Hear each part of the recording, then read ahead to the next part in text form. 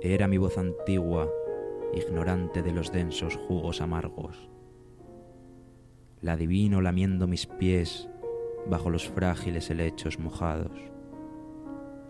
Ay, voz antigua de mi amor, ay, voz de mi verdad, ay, voz de mi abierto costado, cuando todas las rosas manaban de mi lengua y el césped no conocía la impasible dentadura del caballo. Estás aquí bebiendo mi sangre, bebiendo mi humor de niño pesado,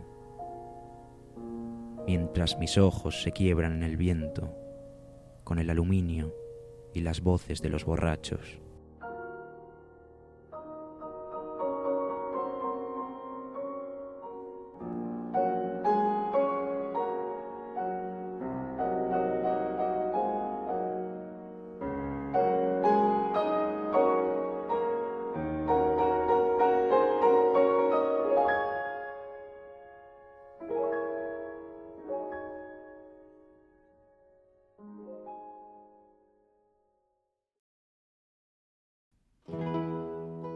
El 1 de octubre de 1910, en un pequeño hotel del número 14 de la calle Fortuny, se alojaron por primera vez 15 estudiantes procedentes de distintos lugares de España. La residencia de estudiantes abría sus puertas y con ella daba comienzo uno de los periodos más fructíferos en la historia de la cultura española. Fue creada por Alberto Jiménez Fraud en 1910, con el propósito de acoger a los estudiantes que llegaban a Madrid. La residencia de estudiantes fue, en palabras de Julio Caro Baroja, un gran escritor e intelectual del siglo XX, el primer centro cultural de España durante 2 decenios. Y esos 2 decenios son desde su fundación, en 1910, hasta más o menos la Guerra Civil. Su misión no era solo la de proveer alojamiento, sino que también aspiraba a convertirse en un referente cultural que despertara la curiosidad en los estudiantes y donde pudieran ampliar su formación. La residencia de estudiantes nació para llevar a cabo los ambiciosos ideales de la Institución Libre de Enseñanza, un proyecto pedagógico puesto en marcha en 1876 y que revolucionó los métodos educativos tradicionales.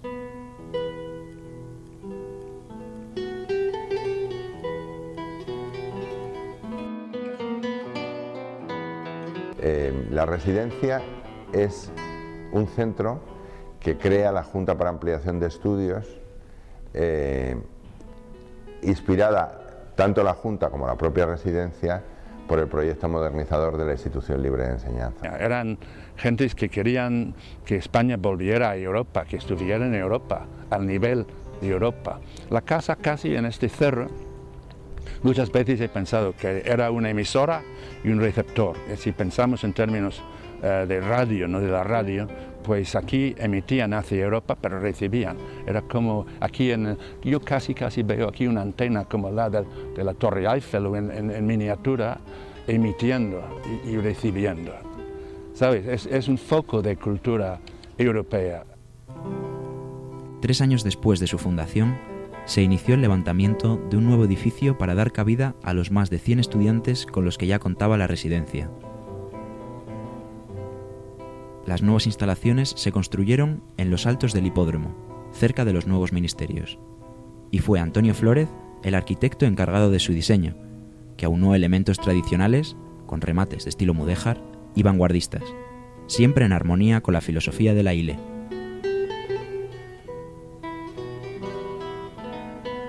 Era gente privilegiada. Había subvenciones para gente menos privilegiada, pero la mayoría de ellos eran gentes de familias que podían pagar. Tampoco era carísimo, pero sí que costaba estar aquí, no era gratis.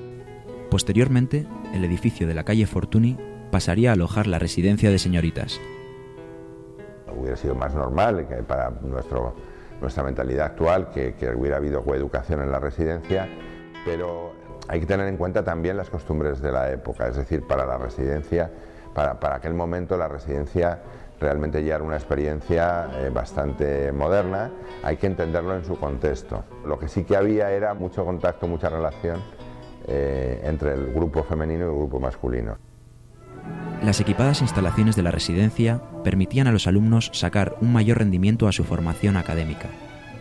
La residencia suplía muchas de las carencias de la universidad de aquel momento. Por ejemplo, en la residencia desde el primer momento hay laboratorios, cosa que en las universidades españolas y más concretamente la de Madrid, pues la práctica de los laboratorios era muy rara. Pero sin duda, el mayor aporte intelectual que recibían los residentes era la presencia de los llamados tutores, destacadas personalidades de la cultura que orientaban a los jóvenes y junto a las que convivían. Juan Ramón Jiménez se instala en la residencia también, en una práctica típica de los colleges británicos, de que convivan senior con gente joven para de esa manera, digamos, influir en su proceso educativo de una manera informal.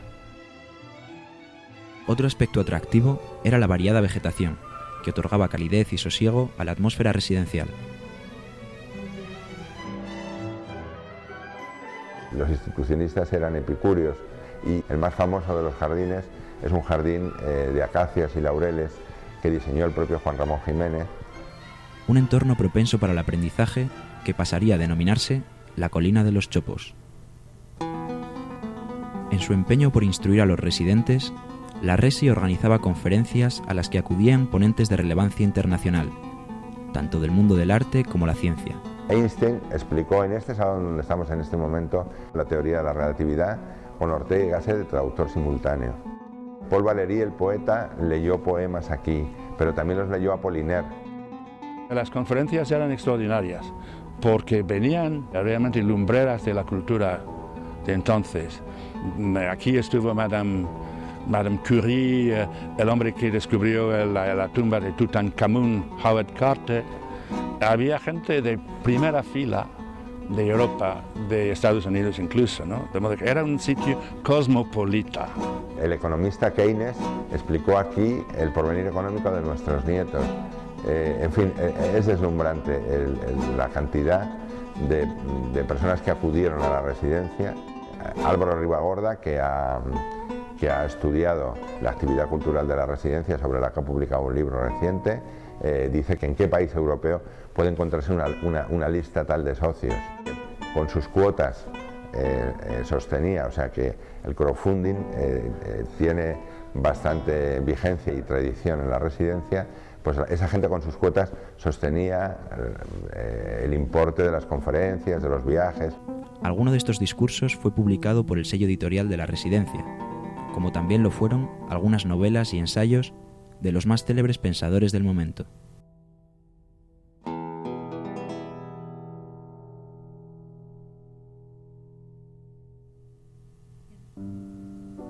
Entre todos los alumnos que habitaron la residencia, hubo uno que brilló entre el resto, no solo por su obra, también por su persona.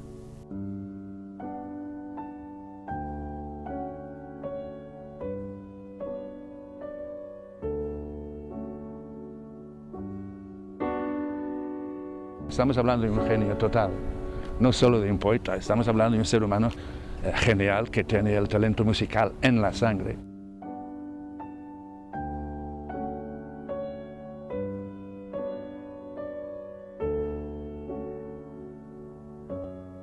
Federico García Lorca nació en Fuentevaqueros en 1898, un pequeño pueblo de Granada a orillas del río Genil.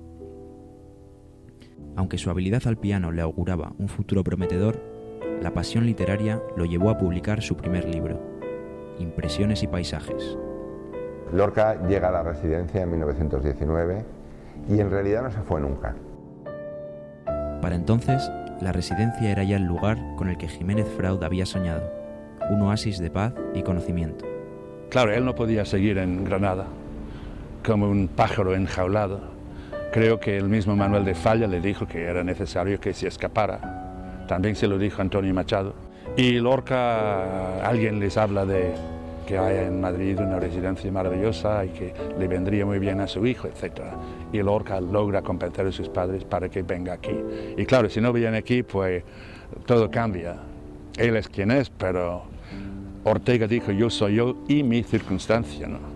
Y una de las circunstancias de él es que pudo venir a la residencia. La intensa atracción que desde su llegada suscitó en los residentes pronto le hizo ganarse su afecto y admiración, siendo frecuentes las veladas en que grupos de estudiantes se congregaban en la habitación del poeta para tomar el té y escucharlo recitar sus creaciones. Lorca es un juglar moderno que quiere transmitir su poesía en persona, ¿no? Y el efecto es tremendo. Toda la gente con quien yo he hablado, hablando de él en persona, recitando o siendo su poema, era inolvidable, era escalofriante. No es que recite, él es el poema. 1961 and 1962. El poeta aprovechó las oportunidades de un Madrid que vivía una época de florecimiento económico y cultural. Madrid no es solo la residencia, Madrid es Ramón Gómez de la Serna y su famosa tertulia Pombo. Acaba de llegar el cine, está el teatro y Madrid ya no está en guerra, no ha estado en la guerra y está viviendo una época de relativo bienestar económico. Y van y vienen esos chicos entre aquí, las conferencias, sus clases en la Universidad Central y la noche madrileña de entonces es apasionante.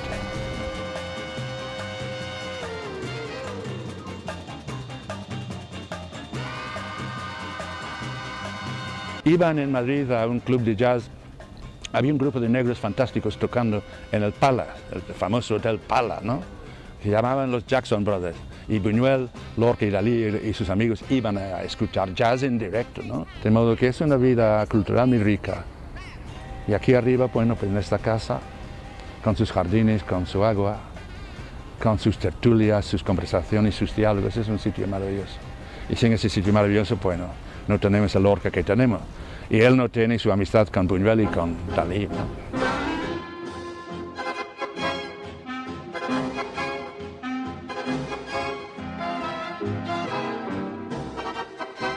Hay un momento en que se plantea el problema entre tradición y vanguardia.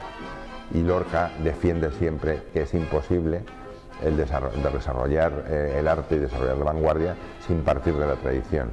Mientras que Dalí y Buñuel son ardientes partidarios en aquel momento, como buenos surrealistas, de una ruptura dramática con la tradición. Y esa separación, que es una separación que se puede ver en las cartas, etcétera, se traduce en esa película, El perro andaluz, que es una película que produce disturbios cuando se estrena en París, y es un poco la historia de ese divorcio relativo que hay en ese momento entre los amigos.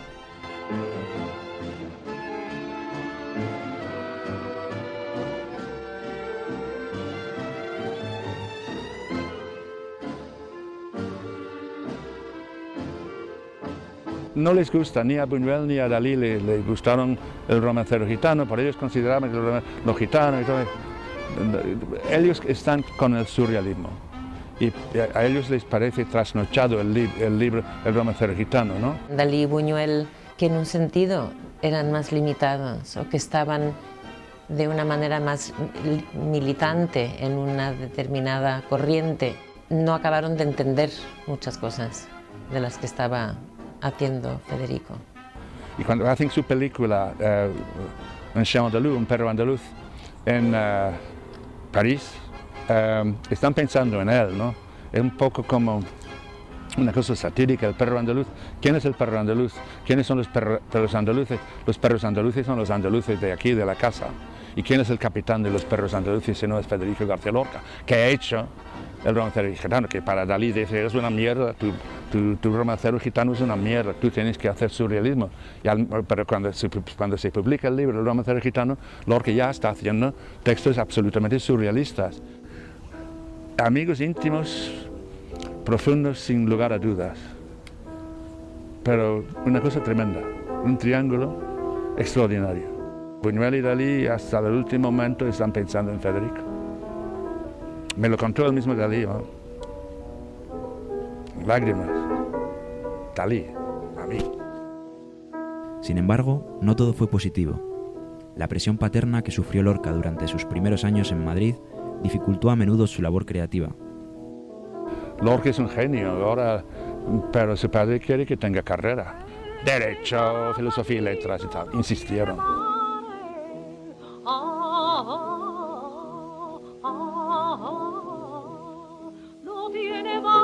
y no tiene medios propios, depende de su padre económicamente, lo cual es muy difícil, ¿no?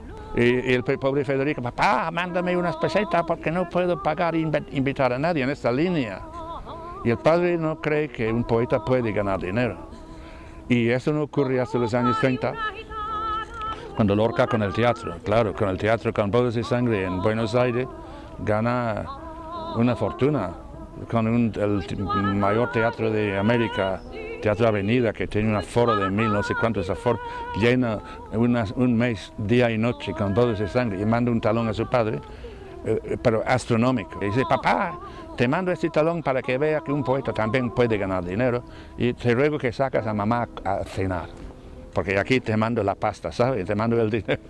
Es un talón que daría yo todo por recibir. Una vez que había terminado la carrera, le insistió que se volviera a Granada, y ahí hay una carta muy extraordinaria de Federico a su padre, diciendo que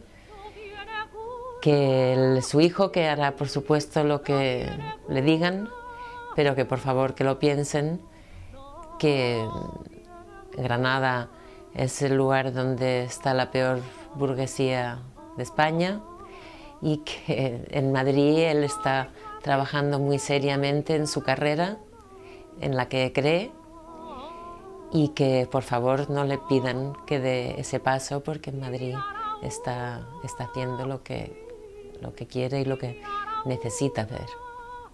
Y luego hay una nota muy bonita que le dice a mi abuelo, estas cosas no las consultes con tus amigos médicos y veterinarios y gentecilla mediocre. Estas cosas importantes, háblalas con mamá y con los niños, es decir, con sus hermanos pequeños. Y bueno, pues esa es la clase de relación que tenía con ellos y con sus hermanos pequeños.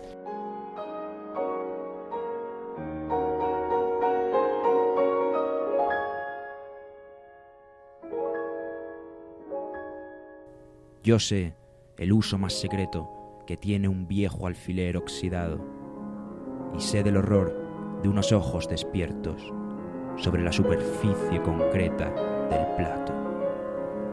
Pero no quiero mundo ni sueño, voz divina, quiero mi libertad, mi amor humano, en el rincón más oscuro de la brisa que nadie quiera. Mi amor humano. Esos perros marinos se persiguen y el viento acecha troncos descuidados. Oh, voz antigua, quema con tu lengua esta voz de hojalata y de talco.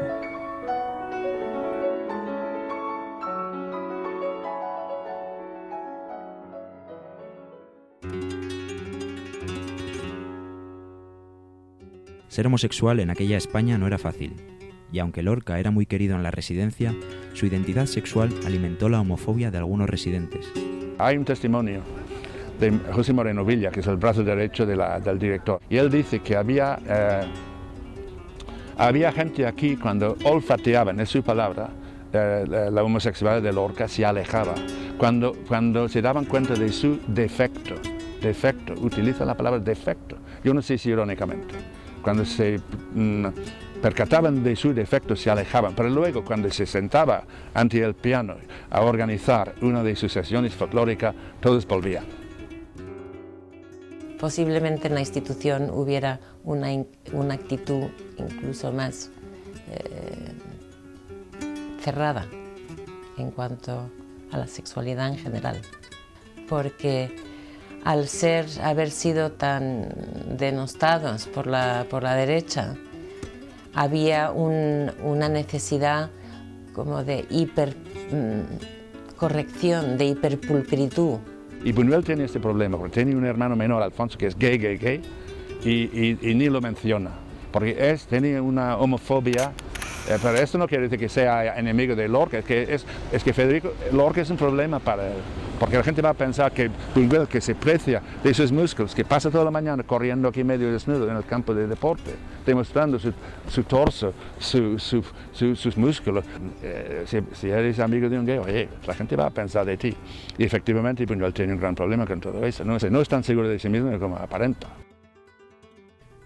El 22 de marzo de 1920, Lorca estrenó su primera composición teatral, El maleficio de la mariposa.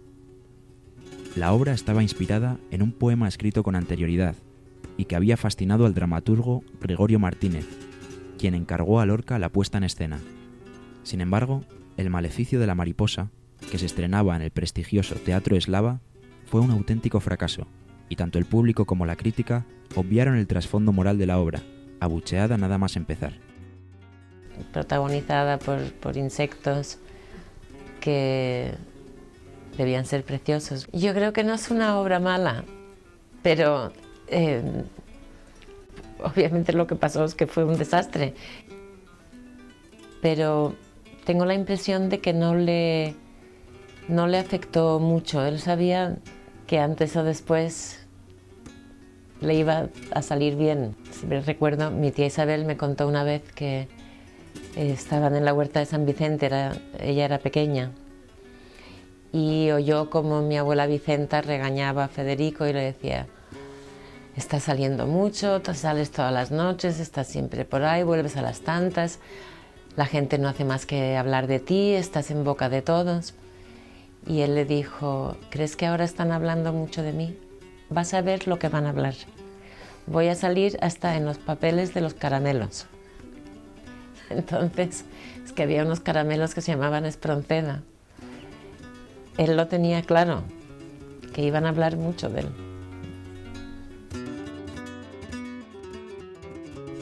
Lorca nunca olvidó sus raíces, y su gusto por el flamenco lo llevó a intentar preservar una de las expresiones culturales más primitivas del patrimonio andaluz, el cante jondo. En su obra importante, y que él lo reflejara importante en cuanto a la apreciación del flamenco por el público. La iniciativa que tuvo Manuel de Falla de organizar el primer festival, con el que colaboró muchísimo Federico, fue histórico porque fue la primera vez que salió el flamenco de una taberna y que se puso en contacto con un público culto. Lorca investigaba por aquel entonces la figura de Mariana Pineda, heroína que había sido ejecutada en 1831 y cuya figura se mitificó a través del cancionero popular, llegando a convertirse en un icono de rebeldía. Sin embargo, la obra homónima escrita por Lorca no pudo estrenarse hasta 1927 por los problemas con la censura de la recién instaurada dictadura de Primo de Rivera. No solo en la residencia, sino en los centros de la Junta para Ampliación de Estudios hubo un primer momento bastante difícil. O sea que parecía claro que se quería cerrar la residencia y se quería acabar con la Junta para Ampliación de Estudios. Pero finalmente se llegó a convencer a Primo de Rivera que viniese un día a la residencia, y lo único que pidió al final, por pedir algo, fue que se pusiera una bandera de España en el exterior del edificio, cosa que verdaderamente era una práctica rarísima para la residencia, que muy inspirada por la Institución Libre de Enseñanza se mantuvo siempre radicalmente al margen de la política. Sí que es verdad que el movimiento universitario que fue decisivo para derrocar la dictadura, las reuniones del comité de la Federación Universitaria Escolar, que se funda en ese momento, se hacían en la residencia, y el director hacía lo que se suele llamar la vista gorda. La residencia fue una segunda casa para el poeta y nunca la abandonó del todo. Y en realidad no se fue nunca, porque definitivamente se instaló en un piso en Madrid 10 años después, pero Lorca iba y venía. Así como está identificada la habitación de Buñuel, y se sabe perfectamente cuál era, porque Buñuel era muy metódico, muy ordenado, pues Lorca era muy desordenado y avisaba con muy poco tiempo, con lo cual aterrizaba en distintas habitaciones en los que le quisieran acoger. Era una persona extraordinariamente cautivadora y que enseguida se hacía con la voluntad de la gente, con lo cual siempre terminaba por ser acogido. Quiero llorar porque me da la gana, como lloran los niños del último banco. Porque yo no soy un hombre, ni un poeta, ni una hoja, pero sí un pulso herido que sonda las cosas del otro lado. Quiero llorar diciendo mi nombre, Rosa, niño y abeto, a la orilla de este lago, para decir mi verdad de hombre de sangre, matando en mí la burla y la sugestión del vocablo. Así hablaba yo cuando Saturno detuvo los trenes y la bruma y el sueño y la muerte me estaban buscando, donde flota mi cuerpo, entre los equilibrios contrarios.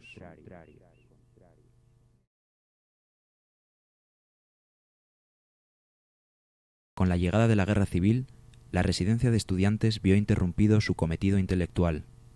Es muy simbólico lo que pasa en la residencia, resulta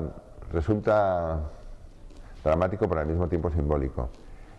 Como se estaban celebrando los cursos para extranjeros, durante unos meses la residencia ya no es territorio español.